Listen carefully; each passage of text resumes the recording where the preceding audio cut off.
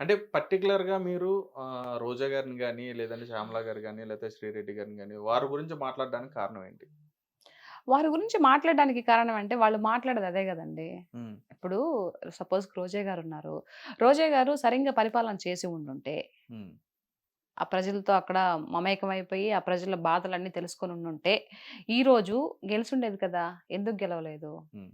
మీరంటారు, మరి అప్పుడు ప్రభుత్వము ఈవీఎం అప్పుడు ట్యాంపరింగ్ కాదు, చేశారని కాదు. చెప్పనన్నారు. అప్పుడు ప్రభుత్వము బాబు గారు ఉన్నప్పుడు గెలిసినోళ్ళు మళ్ళీ 21 సీట్‌కి, 23 సీట్‌లకి ఎందుకొచ్చారని మీరు అడగొచ్చు. క్వెషన్ చేయొచ్చు. హ్మ్.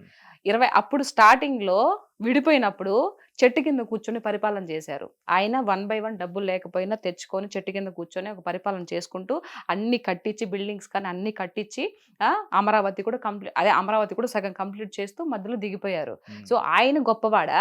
నువ్వు 5 ఏళ్ళు కూడా నీకు పదవి వచ్చినప్పటికి నువ్వు గొప్పవాడివి. ఎవరు గొప్పవాళ్ళు? ఈ రోజా మాట్లాడుతది. హ్మ్. మరి నీ నగరిలో నిన్నెందుకు చిత్తు చిత్తుగా ఓడిచ్చారు? నువ్వంతా మంచి చేసుంటే? ట్యాంపరింగ్ చేశారంటున్నారు. మరి మీరు ఈవీఎం 151 ట్యాంపరింగ్. సీటుకెళ్ళినప్పుడు మేము టాంపరింగ్ చేశామనంటే మమ్మల్ని నో, నో అన్నారు గదా! హ్మ్. మరి అప్పుడొక మాట, ఇప్పుడొక మాట. హ్మ్. ఆ! నిజాయితీ పరుడు ఎప్పుడు ఒక మాట మీదే ఉండాలి. అట్లాగా మాట మార్చకూడదు కదా! ఓకే. మరి మీరు గెలిచినప్పుడేమో టాంపరింగ్ లేదు. ఇప్పుడు మేము ఎక్కువ స్థానాల్లో గెలిచినప్పటికి మాకు ఇప్పుడు టాంపరింగ్ జరిగిందా? అదెట్ట మాట్లాడతారు? నాకందుకే రోజా గారు మాట్లాడే మాట అసలు నచ్చదు. ఆవిడ ఎమ్మెల్యేగా ఉన్నప్పుడు జబర్దస్త్, స్కిట్‌లు అన్ని చేసిందా? డాన్సులు చేసిందా స్టేజ్ మీదకెళ్ళి? హ్మ్. మరి ఎక్కడ పరిపాలన చేసిందావిడ? ఎక్కడ ప్రజల్లోకెళ్ళి ఎవరి ప్రజల ఇది వాళ్ళ యొక్క బాధలు కనుక్కునింది. హ్మ్. లాస్ట్ ఎలక్షన్‌లో మూమెంట్‌లో ఒక నెల, 2 నెలల ముందర పొయ్యి ఒక ఏదో ఒక గురకా యేసుకొని పోతున్నట్టు తెలిసిపోతే అయిపోతదా? హ్మ్. కాదు గదా! అదే. అందుకు ప్రజలు కోపం. అంటే ఆ మధ్య రోజా గారు అన్నారు మీరన్నట్టుగానే అది జబర్దస్త్‌లో కూడా చేసుకున్నారని చెప్పన్నారు. హ్మ్. దాంట్లో రోజా గారు ఏంటంటే గెలిచిన తర్వాత ఏంటంటే ప్రభుత్వం మీద దృష్టి పెట్టకుండా సినిమాల మీద దృష్టి పెడుతున్నారని చెప్పని పవన్ కళ్యాణ్ గారిని కూడా విమర్శించడం ఆ! జరిగింది. మరి మరి ఆవిడ మీరేమంటారు దానికి? అట్లా ఆడడానికి హక్కే లేదు. హ్మ్. ఇప్పుడు నువ్వు ఇది అని చూపిస్తే నా సాయి 3 ఏళ్ళు చూపిస్తున్నాయండి. రైట్? ఇప్పుడు నువ్వు ఎమ్మెల్యేగా, ఎంపీగా ఉన్నప్పుడు కూడా నువ్వు జబర్దస్త్ చేసావు. స్టేజ్‌ల మీద డాన్సులేసావు. హ్మ్. అది. నీ ప్రొఫెషన్ నువ్వు ఫిల్మ్ యాక్టర్‌గా నువ్వేదో ఒక హీరోయిన్‌గా నువ్వు చేయలా. హ్మ్. నువ్వు ఒక హీరోయిన్‌గా చేసుండుంటే జయలలిత గారు గూడా ముఖ్యమంత్రి అయినంక చేశారా? ఏమో నాకు అహా! తెలీదు. లేదండి. చేయలేదండి. చేయలేదు కదా! హ్మ్. ఓకే. నువ్వు ఒక హీరోయిన్‌గా చేసావు. తర్వాత సపోర్టింగ్ రోల్స్ గూడా చేసావు. నువ్వు హ్మ్. మూవీస్‌లో చేసుంటే ఓకే. నువ్వు అట్లా కాదు. ఒక షోకెళ్ళావు. ఆ షో హ్మ్. మీద ఆహ్, ఎంటర్‌టైన్‌మెంట్ షో అండి. పండగలకని, హ్మ్. పబ్బాలకని వాటికి డాన్స్‌లేసి శేఖర్ మాస్టర్‌తో సహా నువ్వు డాన్స్‌లేసి చేసావు. హ్మ్. శేఖర్ మాస్టర్ ఉత్తి డాన్స్ ఆయనేస్తాడు. బట్ హ్మ్. నువ్వు ప్రజాప్రతినిధివయ్యుండి నువ్వెలా ఏస్తావు? హ్మ్. నువ్వు మూవీస్ చేసుకో కావాలంటే. ఇప్పుడు హ్మ్. 'పవన్ కళ్యాణ్' గారు మూవీస్‌లో నుంచి ఒక హీరోగా వచ్చి ఈరోజు ఇదవుతున్నాడండి. ఆయన ఆస్తి మొత్తం ప్రజలకు పెడుతున్నాం. నువ్వేమన్నా పెట్టావా? నాకు తెలిసి రోజా గారు ఎవరో ఒక అమ్మాయిని చదివిచ్చిందంట. అది మాత్రమే తెలుసండి. హ్మ్. అమ్మాయిని ఇంజినీరింగా ఏదో డాక్టర్ చదివిస్తుందంట. అవును. అదొక్కటే తెలుసు. మిగతా నాకింకేం తెలీదు ఆవిడ గురించి. సో, హ్మ్. మరి 'పవన్ కళ్యాణ్' గారికి నీకు పోలిక ఎలా పెడతావు? 75 మంది కౌలు రైతులకి అప్పుడు ఆయన ఒక్కొక్కరికి రూ. 1,00,000 రూ. 1,00,000 చొప్పున 75,00,000 ఇచ్చాడండి. మరి నువ్విచ్చిన దాఖలాలేమన్నా ఉన్నాయా? హ్మ్. అసలు నువ్వు 'పవన్ కళ్యాణ్' గారిని అడిగే క్వెషన్ ఎక్కడుంది? అంత రైట్స్ ఎక్కడున్నాయి నీకు? హ్మ్. ఆ అర్హత నీకుందా అని చెప్పేసి అడుగుతున్నా. హ్మ్. ఆవిడ అంతకుముందు నువ్వు జగనన్నతో మాట్లాడే అర్హత నీకుందా అని చెప్పేసి అప్పుడు మాట్లాడిన మాటలు. వాళ్ళు పరిపాలన ఉన్నప్పుడు నోటికి ఏదొస్తే అది మాట్లాడిందండి. హ్మ్. మరి ఇప్పుడు నేను అడుగుతున్నా ఈవిడ్ని, పవన్ కళ్యాణ్ గారిని నువ్వు నువ్వు మందలించే అడిగే స్థాయి నీకుందా ఇప్పుడు? హ్మ్. లేదు కదా! మరి ఆయన హీరోగా వచ్చాడు కాబట్టి, మరి ఆయన సంపాదించుకోవాలి. ఆయన ఒక పార్టీ అధినేత. మరి పార్టీ పోషించుకోవాలంటే మీలాగా స్కాములు చేయలేడు గదా! హ్మ్. ఒకరిని ముంచి డబ్బులన్నీ వెనకేసుకొని ఆ రకం కాదు గదా! హ్మ్. ఆయన సొసైటీ మీద, ఆయన కష్టం మీద వచ్చిన పైసాని అందరికి పెడుతున్నారు. మరి మూవీస్ చేసుకోవాలి గదా! నీలాగా ఆయన ఒక్క యాడ్ కోసం ఎంతమంది కొన్ని కోట్లు, లక్షలు ఎదురు చూస్తా ఉన్నాయి. ఒక యాడ్ ఇస్తే. హ్మ్. కానీ అట్లా చేయలేదాయన.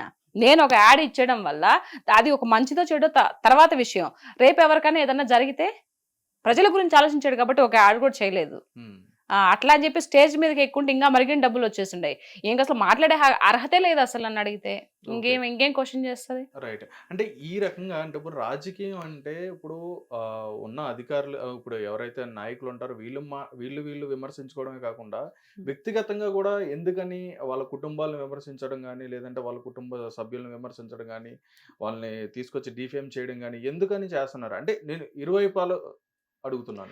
ఏం లేదు. ఇప్పుడు పవన్ కళ్యాణ్ గారు ఇంతకుముందు ప్రతిపక్షంలో ఉన్నప్పుడు, ఇప్పుడంటే కాదు, అంతకుముందు వీళ్ళు అధికార పక్షంలో ఉన్నప్పుడు, వైఎస్ఆర్‌సీపీ వాళ్ళు అధికార పక్షంలో ఉన్నప్పుడు పవన్ కళ్యాణ్ గారిని ఎన్ని మాటలన్నారండి? ఆయన అనడమే కాదు, 3 పెళ్ళిళ్ళు అని చెప్పేసి ముఖ్యమంత్రితో దత్తపుత్రుడు అని సహా, చెప్పాను. అవును. ముఖ్యమంత్రి అప్పుడు వైఎస్ఆర్‌సీపీ జగన్మోహన్ రెడ్డితో సహా విచ్చలవిడిగా స్టేజ్ మీదుగా నేను ఒక ముఖ్యమంత్రి హోదాలో ఉన్నాను, నేను ఒక ముఖ్యమంత్రి స్థాయిలో ఇలా మాట్లాడకూడదని కొంచెం కూడా ఇంగిత జ్ఞానం లేకుండా 3 పెళ్ళిళ్ళు 4 పెళ్ళిళ్ళు అవసరమా అండి? ఆయన పర్సనల్ గురించి అవసరమా? ఒక్కొక్కరు చేసుకున్నారు, ఒక్కొక్కరికి అన్ని ఇచ్చేసి మీలాగా ఏదో అంటారు కదా, ఇప్పుడు ఆ విషయాలు ఎందుకులే గానీ, మీలాగా చేయలేదు కదా ఆయన. అన్ని ఆయన కర్మ బాగలేక చెప్తూ ఉన్నాడు ఒక పక్క, నా కర్మ నా టైం బాగలేక నేను అంత ఆస్తులను ఇచ్చేసుకొని ఒక్కొక్కరు క్లియర్ చేసుకొని నేను ఇది చేసుకున్నానని చెప్తున్నాడు. మరి పదే పదే పదే పదే అరిగిపోయిన టేప్ రికార్డ్ లాగా ఎన్నిసార్లు ఎన్ని మాటలు అన్నారు? పోనీ ఈయన అనేది కాకుండా మళ్ళీ వాళ్ళ అనుచరులతో, ఇప్పుడు బోరగడ్డ అనిల్ గాని అవునండి. ఇట్లాంటి వాళ్ళంతా శ్రీరెడ్డి గాని. సెకండ్ ఇస్తే నాకు లేపేస్తాను అబ్బా కొడుకుల్ని, ఎవరు Maximum చంద్రబాబు నాయుడు గారిని, లోకేష్ గారిని, ఒక్క సెకండ్ చాలు మాకు పైన ఆయన పర్మిషన్ ఇస్తే అంటే ఈ పిల్లకాయల్ని, ఇప్పుడు పవన్ కళ్యాణ్ గారి పిల్లల్ని కూతురు రేప్ చేస్తాను, ఇంట్లో ఆడవాళ్ళని ఇచ్చేస్తాను, ఇవన్నీ మాటలు పనికిమాలిన మాటలు కదా. మీకు ఒక ముఖ్యమంత్రి హోదాలో ఉన్నప్పుడు నీకు ఇది లేదా? నువ్వు ఇట్లా మాట్లాడకూడదురా గాడిదే అని చెప్పొద్దా? ఇట్లాంటి మాటలు ఎందుకు రాజకీయంగా మాట్లాడాలని చెప్పేసి? అంటే పార్టీ నాయకులే మాట్లాడిపిస్తారండి అలాగే? ఇంకా అంతే కదా. నువ్వు పార్టీ నాయకుడు. ఇప్పుడు మొన్న బాబు గారు గెలిచిన తర్వాత ఒక అతను ఎమ్మెల్యే ఏదో ఒక అమ్మాయి ఏదో జరిగిందని చెప్పేసి ఇమీడియట్లీ తీసేసారా లేదా? సస్పెండ్ చేశారు. చేశాడా లేదా? మరి ఇంత ఇచ్చలవిడిగా మీరంతా మాట్లాడుతున్నప్పుడు గోరెంట్ల మాధవ్ గారి గురించి కానీ ఎన్ని వచ్చాయి వీడియోస్, ఇట్లా అమ్మాయిలు ఇట్లా వేధిస్తున్నారని. ఆ తర్వాత అమ్మంటి రాంబాబు గారు ఎన్ని వచ్చినాయి కదా. మరి నువ్వు పార్టీ అధినేత అయి ఉండి, ముఖ్యమంత్రి హోదాలో ఉండి నువ్వేం చేసావు? మరి ఎవరు గొప్పవాళ్ళు? నువ్వు గొప్పవాడివా, బాబు గారు గొప్పవాళ్ళ? పవన్ కళ్యాణ్ గారిని ఎన్ని మాటలు అన్నావు నువ్వు?